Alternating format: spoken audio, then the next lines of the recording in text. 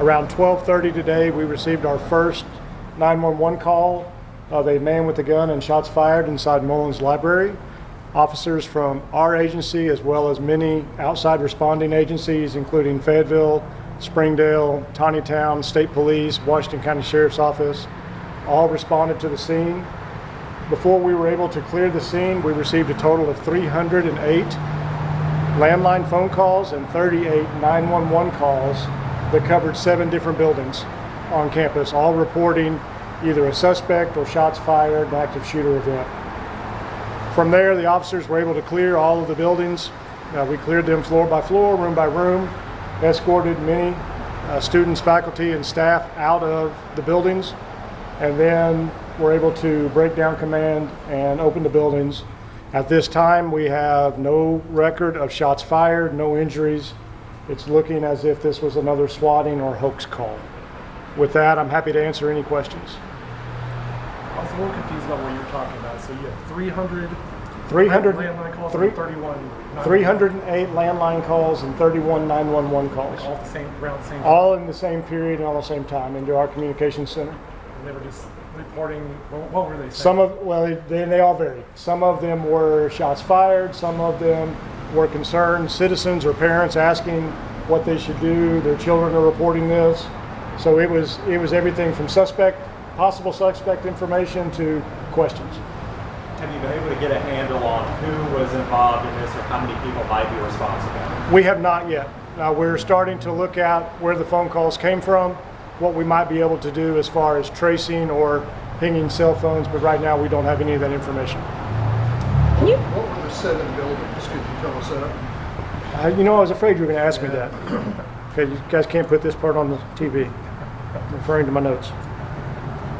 Looks like we had calls at, of course, Mullins Library, the 1021 Food Hall, the Art District, which is the new building on MLK, Pat Walker Health Center, the Fine Arts Center, Old Main, and a report of the 9th floor of Humphreys Hall. Can you talk us through what's the lockdown procedure for students in class on campus? So what we do is we send out the emergency alert that says avoid, deny, and defend. So avoid, if you can get out and take as many people with you as you can. If you cannot, then deny access, barricade the doors, turn off the lights, and prepare to defend yourself if a threat comes in. I will say many of the buildings that we were able to, or many of the rooms that we were able to get people out of had in fact turned off the lights, barricaded the doors, and there were many people in several of the rooms. From the first time this started, about 12:30 this afternoon, how long would you say it was before you really had a handle on what was going on? I'd have to look at the numbers. Again, the first call was in Mullins, and while we were searching that building is when we received all of the other multiple calls. We broke down our command post around probably 2:45, 3 o'clock.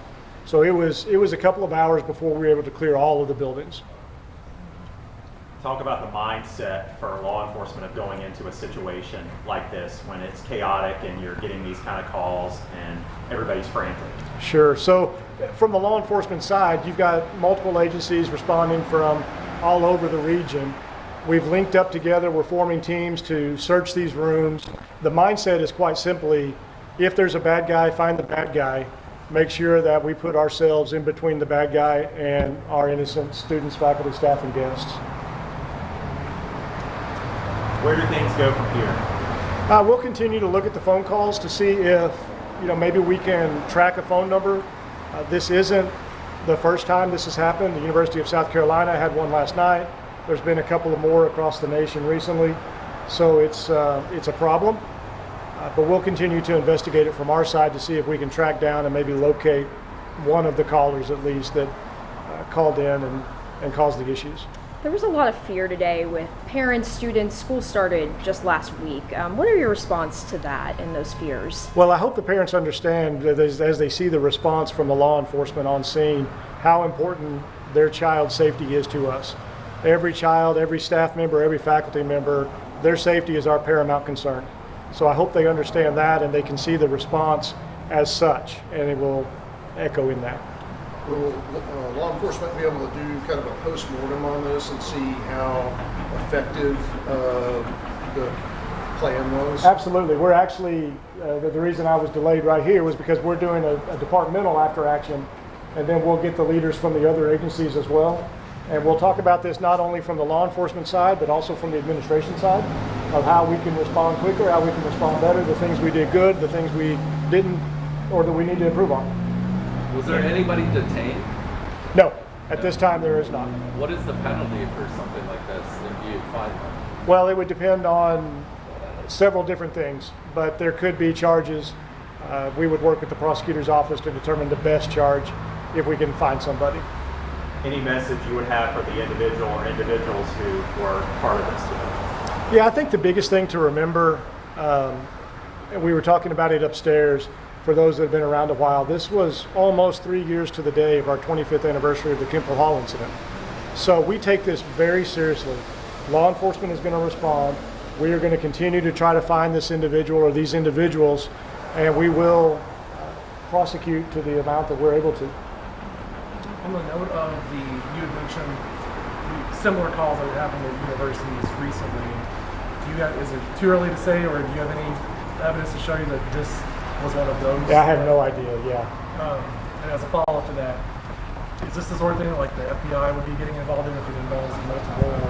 Yeah, they were on scene with us, so if we need their assistance, they've already offered it, and we will use every resource that we have available to us.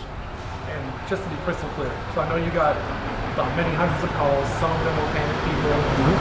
It sounds like you didn't get anyone saying, I saw a guy with a gun walking that way. We did get some reports of that, but again, we take the report and we respond accordingly, and we weren't able to find anybody that matched the descriptions given. No evidence to suggest Right, somebody. right. You're saying this is the second time this fall this has happened here on campus? No. South Carolina, the University of South Carolina had an event yesterday. Okay. This is the first time that we've seen this. Has that it was- happened before here at the University of Arkansas? We had a shooting August 28th of 2000. That's what I was referencing in almost 25 years to the day. This might be getting into too much detail. When you get hundreds of calls all at once, are you able to see the numbers? Can the dispatch even answer that many calls all at Right. once? Like, how does that? So yes and no. Sometimes they come in as anonymous numbers if somebody's blocked their number or if it's spoofed. But with that volume of calls, it's extremely hard for the dispatchers to log all of the phone numbers. These were calls to UAPD, not to Fayetteville PD. as far as- Well, they were both. So we had calls to us, we get 911 calls. Specifically, the 911 would have been transferred from the other agency if they came in via cell phone. If it was from one of our phones, whether our VoIP phones or a landline phone called 911, it would ring directly into our dispatch center. Can you talk us through what led you guys to conclude the active investigation on campus this afternoon? The biggest thing is we searched every building top to bottom, opened the doors, made sure that everybody was out, and we found no evidence of any injury or suspect. Safe to say it'll be a long rest of the day ahead here as your investigators work. It is, yes. It will be a long evening and probably a long week. I was hoping you could speak a little bit to, obviously the UAPD is a smaller agency than the Fayetteville PD, but when this many law enforcement officers come out all at the same time, could you speak to just the impact that has? When you're trying to do stuff like that, There's your beta roll soundbite, yeah. well, just the impact that it has on law enforcement's ability to do your real job when you're messing around with. Well, to be honest, our real job is just this at that time. And no, I understand what you're saying, but no, there is nothing more important than that at this point. All the other calls are put on hold unless they're emergencies, and then we'll have either officers that are available. We had officers come in from the home, and we'll send them to those calls, or we'll ask another agency to cover those calls. I will say that the multiple agencies set up a unified command, and that worked very well together. Our officers, as well as the other agencies, meshed together in response teams, and were able to communicate and work very efficiently and effectively. Does anything change with the first football game of the season being this coming weekend? Not at this point, Chip, thanks. Not yet, no, but obviously this will be on our minds as we continue our planning. And to be crystal clear, are we saying it's a potential hoax, or it is a hoax, or At this point, we have nothing to prove that it was a real call. Any other questions? When's the last time, how often do you do active shooter training on campus? So one of the things that are goals for our department this year was to put all of our officers through 6 active shooter training events, and so far we've done 4. So we do it quite frequently. We held an active shooter full-scale exercise just a couple of years ago up at the health center, where we had us and Fayetteville PD, Fayetteville Fire, and Central EMS all part of that activity. There were no reports of injuries, like people falling down some stairs in a panic, right? Not that we've been told. Did Fayetteville detain somebody? You said you guys didn't, but my newsroom keeps saying that they're seeing a picture of somebody detained by some law enforcement. Yeah, so we had a couple of individuals that were stopped. We had a report of possibly somebody with a gun in one of the parking garages. We stopped them, identified them. They were released, so they were not arrested. No charges are pending at this point. What do you want people to know about, I know you don't, about how serious this is? This is a hoax. This is no joke. I mean, there were people walking out in fear.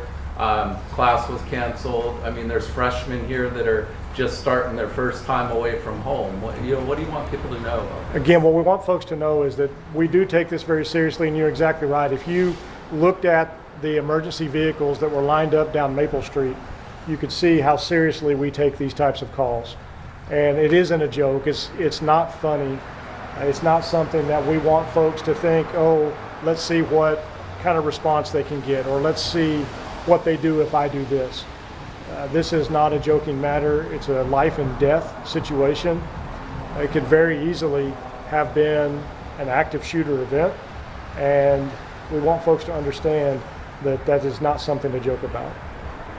Is there going to be a bigger police presence? I noticed on Dixon Street, we had a lot of patrol cars. I didn't see any of yours, but moving forward, is there going to be a bigger police presence in this area leading up to the football game, or just in general because of this?